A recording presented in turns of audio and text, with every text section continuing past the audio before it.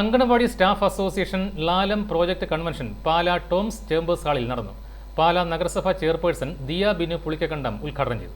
അംഗനവാടി ജീവനക്കാർക്ക് നഗരസഭ മുഖേന ലഭിക്കേണ്ട ആനുകൂല്യങ്ങൾ പരിശോധിച്ച് പരിഹാരം കാണുവാൻ ശ്രമിക്കുമെന്ന് നഗരസഭ ചെയർപേഴ്സൺ ദിയ ബിനു പുളിക്കക്കണ്ടം പറഞ്ഞു. അറിയാം, കുഞ്ഞു പിള്ളേരാണ്, അവരിങ്ങോട്ട് വിളിച്ച് അങ്ങോട്ട് പോകുന്ന പ്രായമാണ്.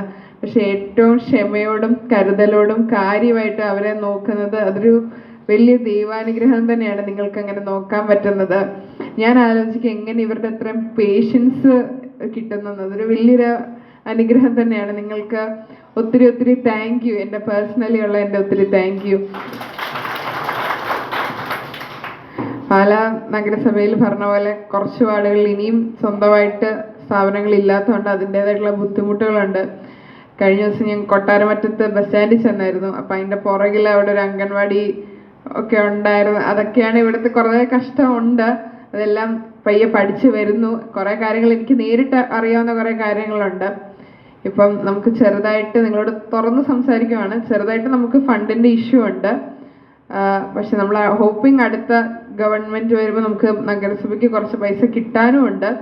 പിന്നെ രമേശ് അങ്കിൾ ഇവിടെ അതിൻ്റെ ടെക്നിക്കാലിറ്റീസ് പറഞ്ഞു, ലോ പറഞ്ഞു, നമുക്ക് എന്തൊക്കെ ചെയ്യാൻ പറ്റും, നമ്മുടെ പരിമിതികളുണ്ട്.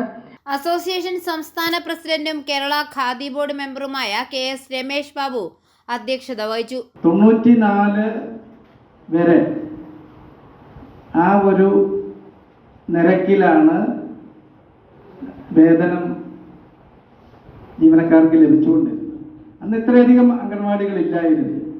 പിന്നീടാണ് ഇപ്പോൾ നമ്മുടെ സംസ്ഥാനത്തെ എല്ലാ വികസന ബ്ലോക്കുകളിലും നഗരപ്രദേശങ്ങളിലും അംഗൻവാടികൾ പ്രവർത്തിക്കുന്നുണ്ട്. ഏതാണ്ട് 33,120 അംഗൻവാടികൾ.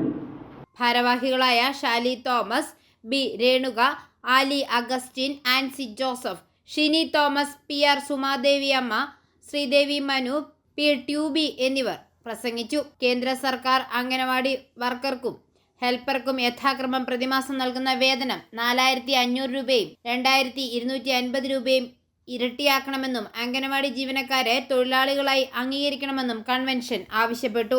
i4 news Pala.